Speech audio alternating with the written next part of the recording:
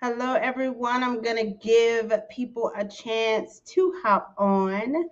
Thank you so much. As you are coming on, let me know where you are watching from. We're going to give people just a few minutes. I'm excited to be live tonight.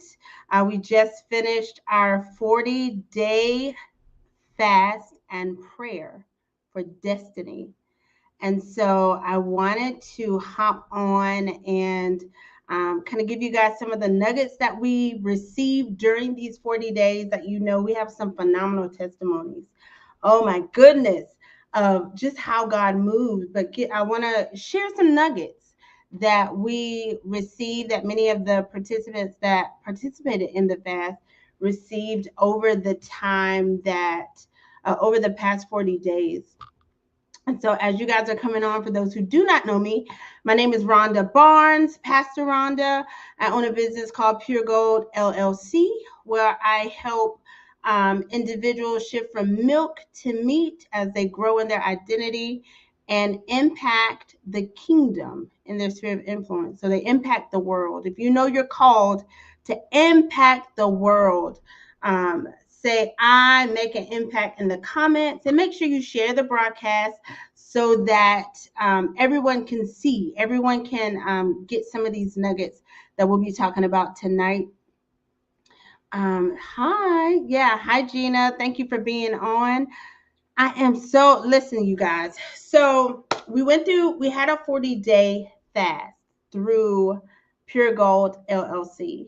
And the purpose of the fast was for those who know that they're in this place where they're called to something. You may not necessarily know exactly what it is, but the people who were a part of the fast were people that were right there on the edge. You know, you're stepping into your promise, you know, you're stepping into your destiny, and you needed that push over to really step into and walk boldly in what God was calling you to do. And so over the past 40 days, we were prayed every night at 9 o'clock p.m. in the Golden Nuggets for Daily Living group. And during this time, our foundation, we came from Numbers chapter 14, where we talked about Joshua and Caleb. And I'm going to give you guys a few of those nuggets. But one of the things that was so vital, so important, and just mind blowing, just keeps you in awe of God, was that during the fast, there were so many times where people were tired and, they thought about not hopping on, but the Holy Spirit really gave sustaining power where people prayed consistently the entire time, and they fasted. It was all about giving yourself grace and allowing the Holy Spirit to do the work in you. And that's what really stepping into the promise is all about. Becoming solidified and okay and solid in who you are and what God is calling you to do. And one of the things, and I'm just going to go over some of the nuggets, but one of the things that we saw, people were healed. I know one young lady, her daughter, 4 years old, had been having nightmares, and we prayed. And during that specific night, the Holy Spirit just gave a word of knowledge about a little girl that had been dealing with night terrors, like fear. And we prayed, we broke the spirit. It was a generational spirit within the bloodline that would come to visit the little girl.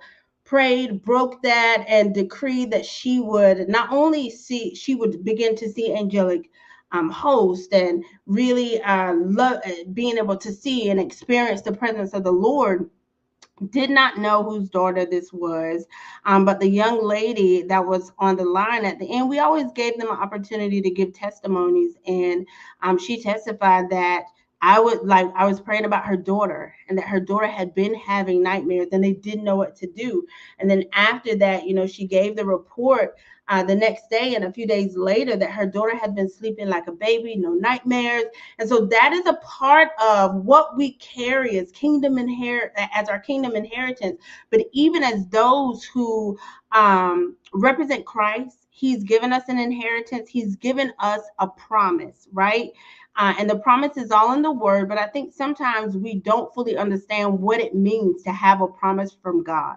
We hear people say it. We hear, we're going to step into our promised land. And that was one of the things that we went over during the 40 days to really drill it in us, because when you're stepping into purpose and you're stepping into your destiny, you have to be solid and know what God has given you and know what is your right to have, right? And so one of the definitions of promise is a covenant or declaration that one will do exactly what they say, or something will happen just as pledged. And so when we're talking about a promise, we're talking about what God has said he will do. And we know that God is not a man that he would lie, and therefore he cannot lie, right? And therefore, we know that anything that he has said, that he has promised, that has been established for us, it will come to pass. There's no question about it. There's no question about it. However, many people don't step into the fullness of the promise, the fullness of that thing that God has given to them, not because God doesn't have it available, but because we allow certain enemies in the promised land to stop us from fully embracing and standing boldly in who and what God said we can have. And so tonight we're going to talk about two of those enemies, but I want to give you guys a little bit of background on just numbers. And I actually did a teaching on this at an event as well. But in Numbers chapter 14, the Lord had given Moses instructions to send spies out to the land of Canaan, and for them to go there and give a report. So he sent 12 chiefs. They went there for 40 days. Those 12 chiefs were the men that were over the 12 tribes, right? So these were government. They were in government. There was leaders. They had oversight over people. But Moses sent them into the promised land. They went there for 40 days to spy out the land, and they were to bring back a report. Out of the 12 leaders, heads of these tribes that went into this promised land, only two had the correct vision to be able to apprehend the promise. And as we know, Joshua and Caleb were the two that actually possessed the promised land, but there were 10 others, 10 other heads of these 12 tribes that did not inherit the promised land. And so that is where we see their perspective was off and how they viewed the enemies in the land. One of the things that they said was they saw, when they went into the land, they saw the Hittites, the Jebusites, the Canaanites, the Amalekites, the Amorites, right? They also said that they saw them as grasshoppers. So even their perspective of how they saw their enemy, how they saw the enemy in the land, made an impact in their ability to be able to pursue and take over the land. And the interesting thing about that is, one of the things that they said was that they see us as grasshoppers, and talking about the giants, and that the giants saw them as grasshoppers, but they also saw themselves as grasshoppers. And so it's important to know that when you're stepping into anything that's brand new and you're stepping into anything that is promised, you have to have the right perspective about yourself, about where you're going, and about God in the midst of it. And that was three things that Caleb and Joshua had. They didn't go into the lands thinking that they were grasshoppers or that they couldn't pursue or overtake, because God had given them an instruction. Caleb said, yes, let's go. I know we can go into the land and we can overtake them. With the giants, the land was fruitful. Everything that they needed was in the land. And if you think about whatever that thing is that God has called you to do, or that thing that he has promised you, right? He has promised as a covenant to you, whether it be something, and we say something as simple as, but everything God does, we should be in awe of it, right? But it could be something like promising you that your children will be saved, or promising you that you will step into ministry, or that he's going to open a specific kind of door in order for you to walk in the promise, or promising you this type of, opportunity or job. These are things that will advance the kingdom. When the Lord gives a promise, that promise stands. And so, like I said, so Joshua and Caleb, they had the right perspective. However, the other 10 could only see the enemies, right? And so oftentimes when you're stepping into something new and you only see the enemies, you're looking at it from the wrong perspective. But I wanted to just talk about two of the enemies that the 10 magnified, right? Because what the enemy does is he uses imagery and magnification to cause us to go in the opposite direction. And I really feel like some of us in this moment, or in this time where you are, there is this pull, there is this push to step into something new, to step into something where it seems like everything around you is fighting you, whether it be people that don't believe you, or people that feel like you're out of step, out of time, whether it be individuals that feel like you should be somewhere that you're not. It could be your circumstances. It could be your finances. There's so many different things that we could view as giants in the land that would prevent us, or that thing that we magnify, right, to cause us to retreat and not grab hold of the horns of the altar, right, but not grab hold of that promise, that thing that God has called you to do, that vision, right? Some of us have visions of where we will be in the future. That vision, if it's a vision that you can't shake, it's a vision of your future where you're going, where the God said you're going to write music, or you're going to be a super creative, whether he said you're going to be someone that's well versed in different languages. No matter what it is that he said, that is a promise if you hold on to it. And so one of the giants that they saw in the land, or one of their enemies, was the Hittites. And the meaning of the word Hittite is terror, right? So the Hittites were giants who brought fear, confusion, and discouragement to others. And so when you're stepping into that new thing, when you're stepping into that vision, that hope for the future that God has given to you, the first thing that hits us a lot of times is going to be fear, that fear and discouragement of others. When you're telling them your dreams, or when you're telling people, hey, this is what I believe I'm going to be doing, or this is where I'm going to be in the next 5 to 10 years, and you get the response of, well, if I was you, I wouldn't do it. Or how are you going to do that? You're not qualified. Or how is this going to happen? You don't have the money for that. Just different things that cause us to become discouraged, right? Especially if you're going through a difficult place and it's like you're looking for support and you're looking for people to help. You're looking for people to give you the right words. Sometimes God will put you in this place where the only person that has the right words is him, right? And so when you're stepping into that place of promise, sometimes you got to get by yourself. And so in that space, when you're looking at the giants or the Hittites, those Hittites is anything that you create to be bigger than God.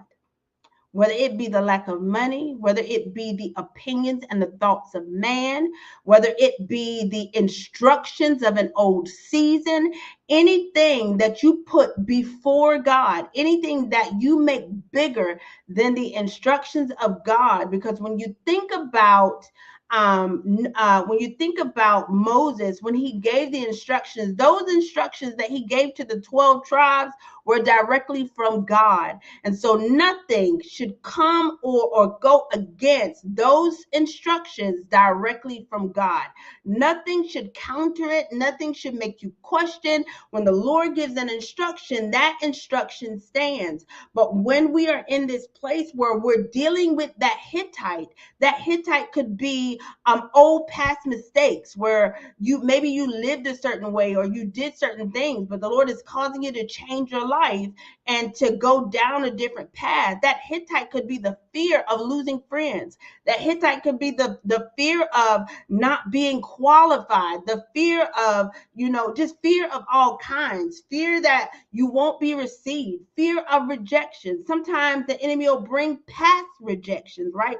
Or past hurts, fear that people won't understand you, fear that you won't be able to, comprehend or understand when you get into the land. All of these things happen, are just attacks of the enemy. The enemy in the promised land. And the thing about it is, when they went to possess the land, God didn't take the enemies out. They had to come into the land and displace. They had to overthrow the enemies in the land, which means even when you go into these places that the Lord is calling you to be in, you still have to learn how to navigate. You still have to learn how to deal with these enemies. You have to learn how to overthrow or overtake these enemies and apprehend or take the lands. Put that in the comments. I will take the land. You will take the land that the Lord has given to you. No questions asked. Another enemy that they saw in the land, and then I'll give you guys some tips on how to overcome these two enemies. But another enemy that was in the land is the Amorites, right? The Amorites were people who were arrogant and boastful in their speech, who were always challenging. They had high self-esteem, and this pride led to finding fault in others. And so when I first read that, I was like, high self-esteem. We think about self-esteem as being a good thing. In this case, it was the esteem of themselves above the esteem of God, right? And so that is pride. That is being boastful. And so when you're stepping into that new place or that new land, right? That new land that you are called into, that new position, that new opportunity, that new idea, right? When you're stepping into the vision, that vision that has been birthed in you, that you're supposed to be in, when you're stepping into that place, you're going to have those Amorites, right? Those Amorites that always have something to say. They're always trying to discredit what you're doing, or they minimize, right? You maybe express an idea, or you say, hey, this is what I think. And the Amorite always has something to come back and say, well, I wouldn't do it that way. Amorites are always judgmental.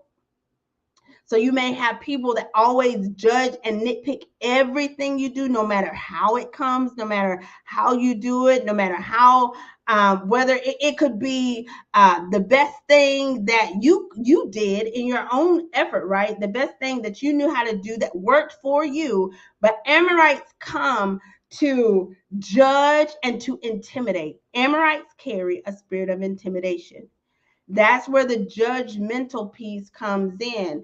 And it talks about high self-esteem, but really in this case, that self-esteem is really insecurity flipped upside down, right? Insecurity flipped upside down. Because anytime a person has to criticize, they're constantly judging and constantly picking you apart and telling you what you need to do, and telling you how you need to do it. It minimizes and it almost stifles your ability to create and to be active, and to be and to just have life and explore and become all that God is calling you to be. And so you have to learn how to deal with the Amorites, right? Those Amorites are there to literally stifle your creativity and to stop you from stepping into the fullness of God through intimidation, through judgment, to make you retreat or to make you draw into yourself, to kill your confidence,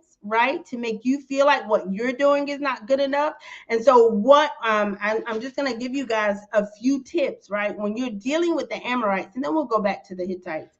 But when you're dealing with the Amorites, one of the main things, right? This is a point that you will need to, I would say, write it down, because the Amorites will come, especially when you are a pioneer, especially when you are a creative, especially when you are someone that kind of goes to the beat of your own drum, especially when you are someone that is not easily swayed, right? The Amorites will come to try to beat down on your confidence and beat down on how you see yourself, and even your confidence in God, to cause you to minimize yourself, or to cause you to not see yourself in the fullness of the light of Christ and how he created you to be. But one of the ways that you deal with and you overthrow the Amorite giant in the land is to become persuaded in the promise. Type that in the chat. Become persuaded in the promise. When you become persuaded in the promise, when you become persuaded in the vision that God has given you, when you become persuaded in the instructions of God, no man, no woman, no boy, no girl can come and tell you that you're not in alignment with God. And the interesting thing, well, I say interesting a lot, but when you have become persuaded, and this is different because I wanna really clear this up. There are times where the Lord is dealing with you, and it may be a time where you stay and grow a little bit more in a space, or a time where you may need to take a break. But usually, a lot of times when you're dealing with the Amorites in your life, and it's time for you to go in and possess the land, you have to become so persuaded in the promise that nothing shakes you. And when I say persuaded in the promise, you have to know the covenant that God has given to you. And the Holy Spirit is the one that will make this thing so real in you that you can't shake it. The Holy Spirit, when he drops this burden, or when he drops this thing on you, he'll make it so real to you that you cannot shake it. That is the place where Caleb and Joshua was. No matter what they said, all 10 of those other leaders came back and they saw everything else except for the promise. They heard everything else. Literally, they had, and if you read down in the scriptures, they had fruit. They had to bring back things from the land. They had grapes that were so big that it took 2 men to carry, right? 2 grown men to carry. They had the promise in their hand. They had the experience of the promise. They were in the land. They knew the land was fruitful. There was no question about that. They saw the fruit. They saw the goodness. They saw everything except for what the promise that the Lord had given to them. He says, surely you will overtake them. What is the surely thing that God has said to you? Surely you will step into this place. Surely you will buy this house. Surely you will start this business. Surely you will reach nations. Surely you are called to transform my people. What is that surely thing, that promise that God has given to you? We have to become so solid and sound, just like Joshua and Caleb, that no matter how many giants are in our land, we only see the covenant. We only see the surely word. We only see the surefire word that God has given to us. Because when these Amorites come, when the Amorites come to minimize, or they don't understand, or they don't have the full picture, or they assume they know something that they don't know, when these Amorites come, you have to be solid, and you have to be able to stand on what was promised. What is that covenant? Another way to deal with the Amorites in that land is you have to see the Amorites from another perspective. When the Amorites begin to shake you, when the Amorites begin to make you afraid, when the Amorites begin to cause you to retreat into this place of intimidation, it's because you place the judgment and opinions of the Amorites above the promise and the covenant of God. You place the fear of man, because that's really what it does. It causes you to be afraid of man. And the word says, fear not, there is nothing to fear. For what can man do to you? It's not that you don't honor man. It's not that you don't love men. It's not that you don't treat them well, but nothing comes above the instructions of the Lord. Right? And so when you're in this place and you're dealing with these Amorites, you have to see them from the right perspective. You have to see them from the right perspective. You have to see them with an aerial view. You have to make sure that as you're going into this land, that you have the right expectation of the Amorites. The Amorites will be who the Amorites are. However, you have to be obedient to what the Lord is saying. You have to stay secure and solid in the promise. Say, I'm solid in the promise. Type that in the chat. I am solid in the promise. I'm solid in the promise. Yeah, absolutely. Idolizing man, idolatry. Idolatry will cause you to step outside of what God has promised. Idolatry will cause you to give up the very thing that God has given to you. So the next thing is tips for helping you to get over the Hittites, right? To helping you to break through, right? And to overthrow the Hittites in the land. And we know that the Hittites represent fear, right? Fear and terror, that intimidation that causes you. And we know that that fear, that Hittite is anything that we make bigger than our God, right? And so when you're dealing with the Hittites, again, you have to take on and embrace the perfect love of God. The word says perfect love casts out fear. So when you're in this land with the Hittites, where fear wants to come and cause you to question, you have to go back to the Lord and you have to take on and embrace and receive that perfect love. And number two, gird yourself up in the word, right? The word is your weapon. The word is what you stand on. The word is what hides you, right? The word says, for thou, O Lord, art a strong tower. The righteous run into you and we are safe. So when you're talking about that fear or that Amorite or the Hittites, those Hittites bring fear. And how do you combat fear? Running into safety, which is Christ, that perfect love, embracing and receiving that love that God has given to you, but girding yourself up in the word, knowing what God has said about your promise, but also knowing what God has said about whatever it is that's coming against you, right? So if that fear is coming to make you feel like you're less than, what did God say about who you are?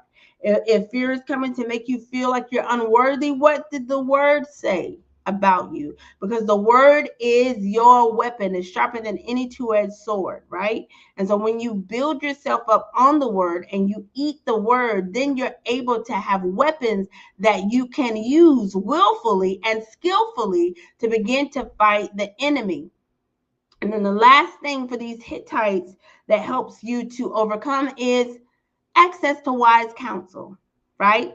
You want to have godly, wise counsel.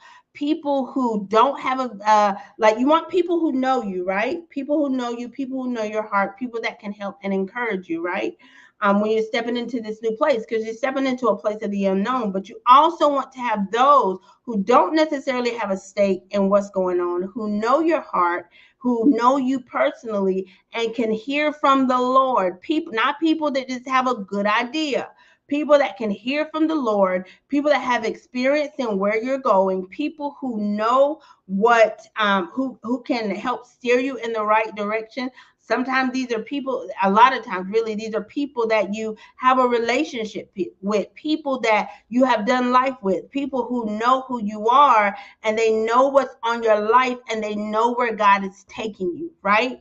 These are the people that you have built that foundation with, that as you're transitioning into this new place, you can go to them and you can and talk to them. When that fear is coming against your heart, you can go to them and say, hey, this is where I am. Can you tell, like, what are you sensing? What are you seeing? When you're thinking about stepping into this new place, having people around you that can help support and undergird you, people who will pray for you. That is one of the things that is so important when you're stepping into a new place. That promise, because everything around you at times is going to fight that promise, because that promise is going to change your generation. That promise is going to change your life. right? And so when you're stepping into that place, you want to have those solid people around you that are going to steer you in the right direction, that's going to pray for you, that actually have time to sit and to counsel, and they care about the outcome of where you're going. These are the people that you want to have around you, because mentors and elders, those who will see your heart, who will intercede for you, who will call you and say, hey, this is what I'm sensing. Or you call them and say, what are you sensing? Or this is how I'm feeling. And they have information. And there will be times where the Lord will just have it be you and him. But then there'll also be times where he's going to send those people to you that will confirm his heart for you, even when things around you seem like they're going in the opposite direction. And that's so important, because the enemy will fight your obtaining the promise. And you want to make sure that you have so many solid things around you that you cannot be shaken, that you are fortified, that you are solid, and that you are full of the Spirit, that you are walking in your purpose and your promise unapologetically, fully, right? Fully in the promise of who God has called you to be, because now is the time. Now is the time. It is no coincidence that we just finished a 40-day fast and prayer consistently for 40 days. There has been a breaking and a launching forth. And I feel like many of us are in this place where I was talking to one of my spiritual moms today, where that there really is a line being drawn in the sand for believers, but we're also in this place where it's time for us to really begin to establish and create what God has called us to do, right? Whether it be through partnerships, whether it be through relationships, whether it be through you serving in your local church. No matter what God is calling you to establish, there is an importance for it, especially for what is coming in the earth, what is to come. And so I'm excited about just this opportunity, that this new summit that I have coming up, which I'll tell you guys about in a few minutes, that is going to be at the end of May. It's so important, especially now, that we become solid and fortified in our mind and in our understanding. The same way Joshua and Caleb, when it came to them stepping into the promise, they were unshakable. They didn't question what the Lord said. They didn't go back and forth. They weren't afraid. Even when they saw the giants, they were unmovable. They were unmovable. And this is what the summit that will be happening at the end of the month is all about. It will be a virtual summit, and with some phenomenal speakers. And it's called the Fortified Summit. Okay. This summit is going to be life changing, because you're going to be strengthened. You're going to be protected, right? So you're going to learn how to protect your life. You're going to walk as an heir, and you're going to stand unapologetically in all that God has called you to do. You are an heir of the kingdom. You are supposed to govern your sphere of influence and power and authority. I tell people all the time, we are not punks. We were not called to be weak. We were not called to be those that were afraid. We are not called to be those that question or have no idea about who we are. We are solid. We are heirs. We are ambassadors of the kingdom. God had a purpose and plan even before the earth began. And so this summit is about helping you become solid and fortified in who you are, what you are called to do, and walking that thing out in the fullness. A lot of times we don't even have the languaging or the understanding of what God has said and who God has said we are. What did God say about us? What did he say we could do? And so this Fortified Summit is going to hit all of those areas. It's going to hit your identity, the original intent of God. What did God mean when he said, let us make man in his image? What does that mean? When we're talking about the Fortified Summit, we're going to talk about what it means to be an ambassador of Christ. How do you live out and walk out your authority and advance the kingdom? How do you walk out how do you walk out and dominate in your sphere of influence? That is what it's about. And the only way that you can do it is if you are solid and fortified in all that God has called you to do. Being fortified is about knowing that you are an heir, knowing that you are called, knowing that you have dominion in your sphere of influence, knowing that when you step into a land, when you step into your job, when you step into your home, when you step into your city, your state, and when you step into another country, you bring heaven with you. And when you bring heaven with you, everything around you must come under subjection to the authority and the lordship of Christ. And so I'm excited. I'm excited. This Fortified Summit, it is free. It's online, right? So this is a free virtual summit. If you got, you can register for free. And tell all your friends. We have some great, great, great speakers. I'm so excited to have my sisters and my brother with me as we come and we let people know who and what God is doing, right? As we begin to help people become solid in who they are as believers and who they are as humans in general. Even beyond being a believer, we are heirs, we are ambassadors, and that is how we should live. And so I'm so excited. I'll give you guys a few minutes. If anybody has any questions, any comments, yes, yes, yes. Yeah, another way to overcome the Hittites. Yeah, wise counsel. I know that's right. Y'all better come on with these comments. Yeah, we're solid in the promise. We're so solid in the promise. So yes, please go ahead and register. I'm excited for all that God is about to do. And make sure you like and subscribe to the YouTube page. We're going to go live with the summit on YouTube as well as, in our private group, though. We're going to go live in our private group for this Fortified Summit. And so you want to make sure that you register. Register. It's free, totally free, but just make sure you register, no cost, because we want to make sure people are equipped to do all that God has called them to do. And I'm excited that you all are going to be a part of it. So if you guys, to be sure to follow me on all social media sites. Yeah, follow the YouTube page. We can drop it in the comments, but follow us on YouTube and follow the Facebook page.